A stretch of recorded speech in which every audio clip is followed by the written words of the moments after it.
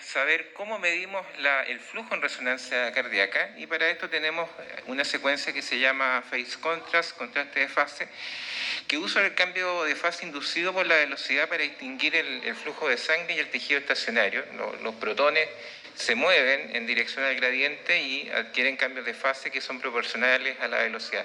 La física en resonancia no hay ni que, es muy difícil de explicar, así que se lo voy a explicar con un caso.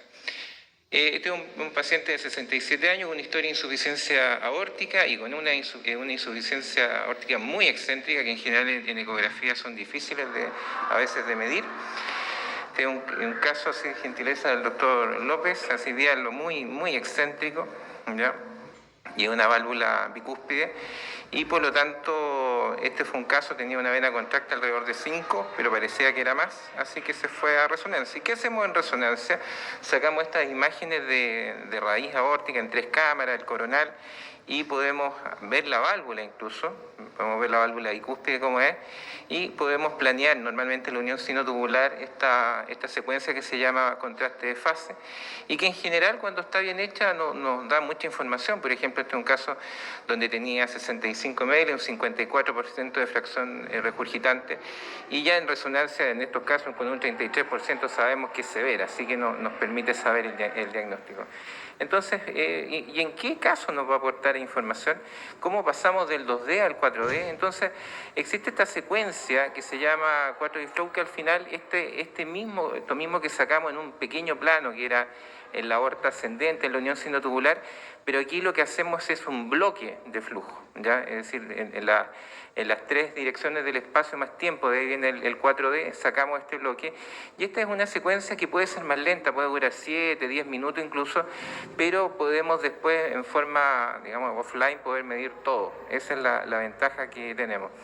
Y después de un proceso muy difícil, esto a nivel de consola es de mucho recurso, es una secuencia pesada que a veces le cuesta mucho a veces sacarla porque el equipo se traba, pero ya uno conociendo, uno puede sacar la secuencia. Esto después de varios procesos nos puede dar un flujo que es visual, primero, como que es la parte más bonita, pero también pues, nos permite poder sacar el flujo, el forward, es decir, el flujo reverso, regurgitación, los peaks, e incluso también, como mostró el doctor Evangelista en la mañana, el shear stress en mucho. Entonces, es una técnica que tiene mucho potencial a futuro.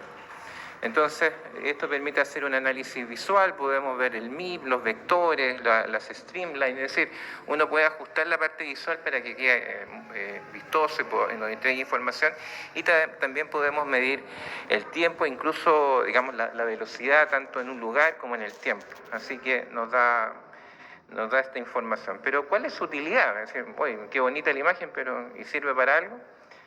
Entonces, una de las es evaluar las valvulopatías. Y así como en insuficiencia, la técnica de 2D puede ser buena, cuando tenemos válvulas mitrales o tricúspides que tienen un anillo más irregular, aquí esto no es tan fácil. En general, la técnica se pierde, uno no puede sacar normalmente el plano mitral, el plano tricúspido directo, y esto genera errores. ¿Ya? El 2D tiene mucha, aparte, para medir el volumen regurgitante, podemos medir el volumen, la velocidad de PIC, pero en general nos quedamos cortos.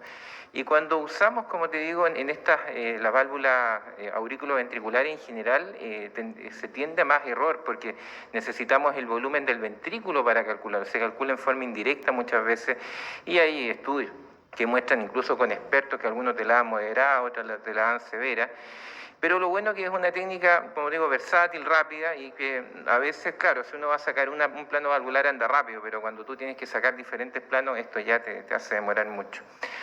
El FortiFlow, esta técnica nos permite hacer tracking de las válvulas, independiente sea semilunares o auriculoventriculares, cuantifica el movimiento valvular y podemos medir en forma directa el flujo mitral tricúspido, bueno, todas las válvulas y en un mismo ciclo cardíaco. ¿Cuál es el problema que tiene? Es que tiene una curva de aprendizaje, consume mucho tiempo, es muy pesado, pero quizás lo más importante es que el software de análisis es caro, ¿ya? Es decir, como todo en resonancia, los software siempre son bien caros. Pero se asoma como un método de referencia para la cuantificación de flujo transvalvular. Eso es lo que nos puede ayudar. Tenemos 2 formas de medición. Podemos medir el jet directo, es decir, agarramos la zona, la podemos medir y sacar por ejemplo, el volumen regurgitante, una insuficiencia directa, o también en forma directa, restando el flujo de la mitral, es decir, con lo de la aorta, y esto nos da en forma indirecta el volumen de la mitral. Y hay estudios que ya se han hecho multicéntricos y que muestran que especialmente el forward, es el volumen hacia adelante, el flujo hacia adelante anda bastante bien y tiene muy poca variación interobservador. En directo a veces puede fallar un poco dependiendo la válvula, pero sí es una técnica reproducible, que eso es lo que interesa en estas técnicas, que uno pueda en un mismo paciente en otro centro y a veces con el mismo DICOM que te mida lo mismo. Veamos algunos casos interesantes. Este es un caso del Hospital de San Felipe, un paciente de 58 años, todavía funcionario de hospital, y que había tenido un accidente grave. Paciente asintomático, si en realidad él consultaba por palpitaciones y contaba en esos años que había tenido un trauma torácico grave, incluso se habían muerto digamos, en este choque de dos personas, y él había tenido un trauma directo a nivel torácico y lo envían por dilatación de cavidades derechas. Y bueno, las cavidades derechas estaban muy dilatadas, como ven acá, ¿ya?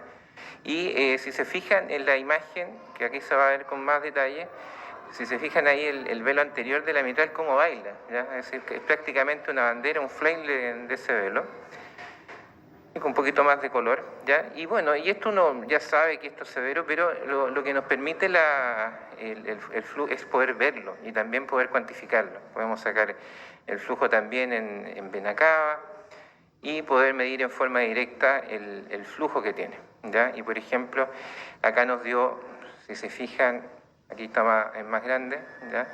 Un volumen regurgitante de 191 ml con una fracción de 79, entonces esta es una lesión traumática del velo anterior con flay e insuficiencia severa. Entonces este es un caso, es decir, en los choques automovilísticos se puede lesionar tanto la mitral y la tricúspide, y si se lesiona se va a lesionar el velo anterior, y se lesiona de esta forma, es prácticamente un flail de la válvula de todos estos años de evolución. Ahora, otro que se vio, creo que también Alma lo había tocado en su charla, si es útil en la estenosis aórtica, y en general una de las cosas que uno dice en resonancia, no manden estenosis porque en general no sirve, ya uno siempre la tiende a subestimar.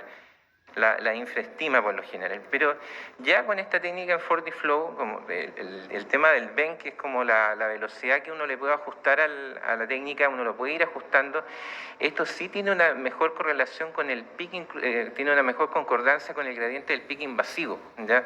Cuando se hacen los análisis, así que por lo menos ya hay estudios que están demostrando que por lo menos para estenosis ya no quedaríamos tan corto en resonancia, hay que darle tiempo, probablemente también va a requerir tiempo antes de saber si la técnica realmente es precisa. ¿Y qué otra utilidad? Y yo creo que donde más nos ayuda son las cardiopatías congénitas, porque en general, por ejemplo, yo por suerte no me dedico a Fontán, pero uno puede tener, y tenemos que medir 1000 cosas, entonces pueden ser horas y horas de resonador, y acá basta 10 minutos de resonancia y después uno puede ver el bloque completo. Entonces, eso es lo que nos permite la técnica de 4D Flow. Este no es un Fontán, por supuesto, este es una paciente de 29 años de un ducto arterioso persistente, este es de la clínica Dávila, de la clínica Indisa, y ya teníamos un ventrículo izquierdo, como se ve aquí, dilatado, es decir, tenía diámetro de 61,43, 112,48, y una fracción que está normal. Acá se ve en parte el ducto en la angioresonancia, que se puede hacer también junto con el 4D Flow. Y acá tenemos las imágenes de cine para mostrar, ¿sí? Bonito, podemos mirarlo, pero lo que nos permite el 4D Flow es verlo, ¿ya? Y además poder medirlo en forma directa. Este es un caso que nos dio más o menos casi medio litro por minuto, un QPQS 0,91. Y bueno, ya con dilatación ventricular es una paciente que hay que pensar ya probablemente en tratamiento. Este es un caso de una paciente mía, una paciente de 38 años que la vi hace tiempo por un Marfan. Esta es una chica que por el tema del COVID se queda sin control y viene 2 años después de la pandemia, y me contaba que hace 1 año y medio había sido mamá, incluso venía hasta con el bebé.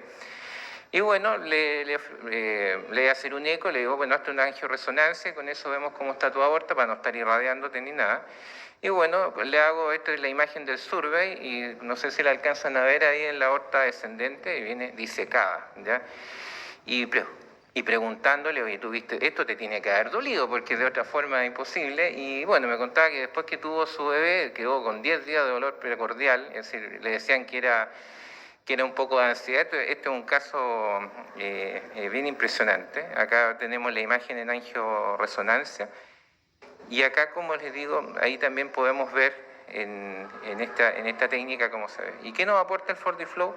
Es también ver el flujo, ¿ya? Podemos mirarlo, ver cómo está la entrada, donde parte el flujo, incluso también donde termina, y también incluso nos permite hasta medir, ¿ya?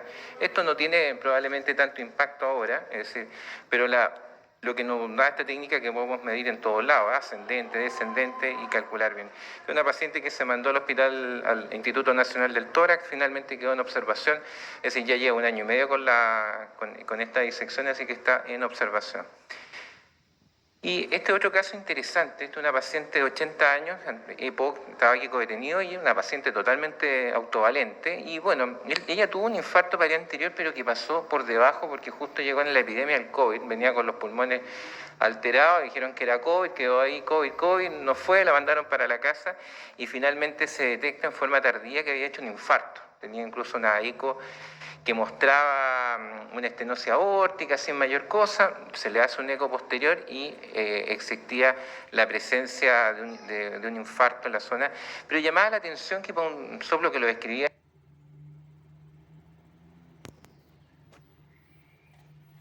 incluso de 2 metros, tanto que soplaba.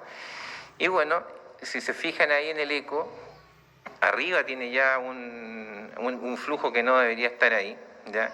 Y en forma bien angulada uno lo puede alcanzar a ver, ¿ya? Y lo que impresiona en este caso que hizo una comunicación, ay, no se mueve.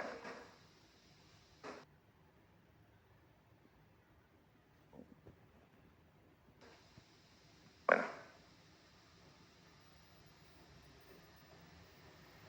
y tampoco se mueve. A ver, dejen salir porque se anduvo trabando.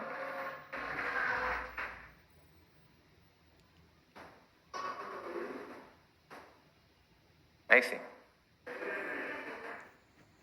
Entonces fíjense el flujo ahí, esto es muy angulado, esto es como un 4 cámaras, pero bien con mucho ángulo, ahí está el 3 cámaras, además paciente para variar con malas ventanas.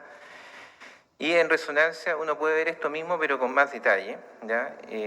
También uno, en el eje corto, también uno puede ya empezar a vislumbrar qué es lo que está pasando de mucho mejor manera que en el eco.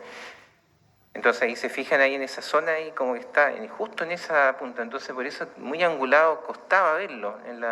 Por lo menos en eco, la primera eco de partida no la vio, ¿ya? Y acá tenemos imagen en 3 cámaras así en barrido, buscando la imagen y una zona fractuosa. Y bueno, en realidad se nos mostraba que era un tejido que no era viable y con el FortiFlow pudimos ya objetivarlo, ¿ya? Esta zona de esta CIB isquémica.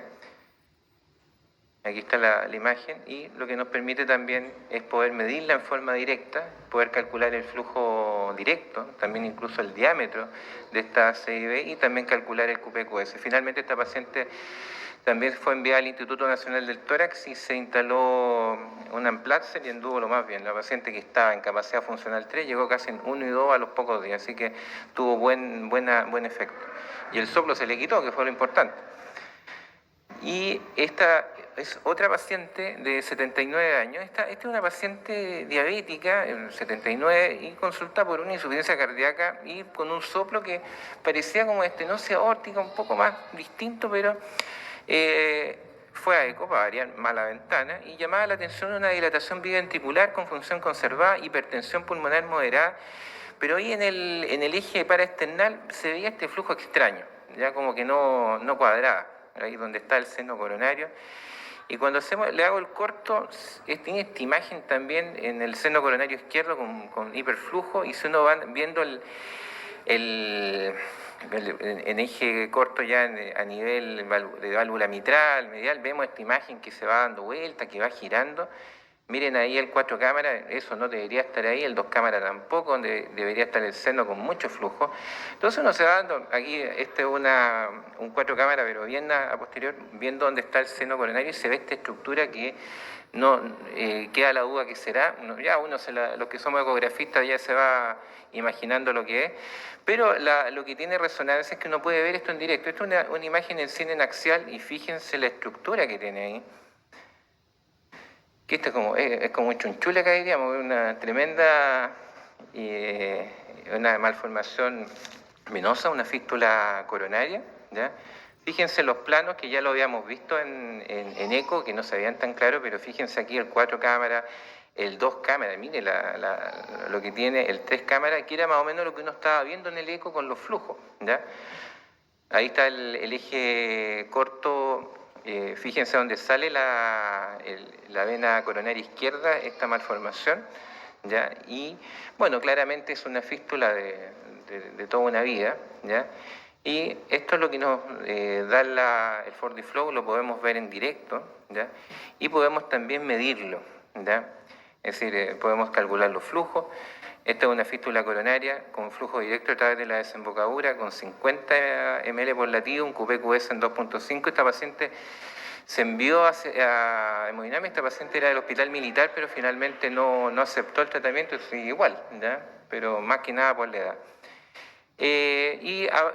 ¿Hacia dónde podemos apuntar, dentro de las múltiples, también en el estudio de miocardiopatía? Esto también puede hacer seguimiento de partículas, ¿ya? Y uno puede saber en qué momento la partícula que va entrando al corazón va saliendo, y sabemos que hay un flujo directo que es la sangre que va llegando y la que va saliendo en forma inmediata. Y quizá lo más importante, el flujo residual, que es el flujo que en 2 latidos no sale, ¿ya? Y normalmente en un corazón sano el flujo directo es el más importante, es decir, la sangre entra y sale, pero los pacientes con miocardiopatía dilatada, con falla, lo que vemos que lo que aumenta especialmente es el flujo, es el volumen residual, es decir, sangre que se va quedando latido a latido adentro, y eso es lo que explica también la ocurrencia de trombo. Son avances, esto está en forma disponible en los software, incluso si uno lo quisiera hacer ahora, así que son técnicas, digamos, avances que uno puede vislumbrarle ya algún objetivo, especialmente en insuficiencia cardíaca, ¿ya? Y a modo de conclusión, esta técnica, el 4D Flow, emerge como un método no invasivo de referencia para la cuantificación de flujo transvalvular. Permite el análisis retrospectivo de flujo multidimensional en cualquier localización del volumen adquirido, y así en forma offline, ya terminamos y lo vemos después.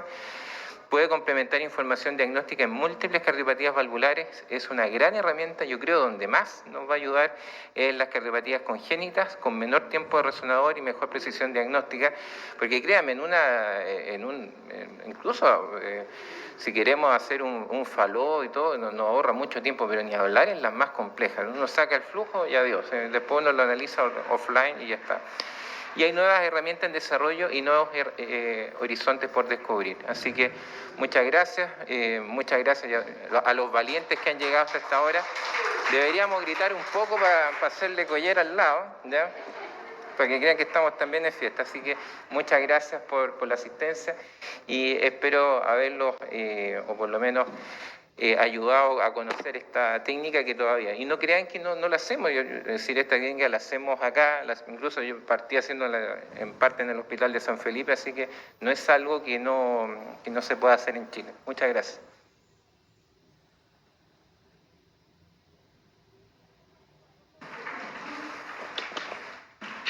Muchas gracias, doctor Martínez, muy didáctico.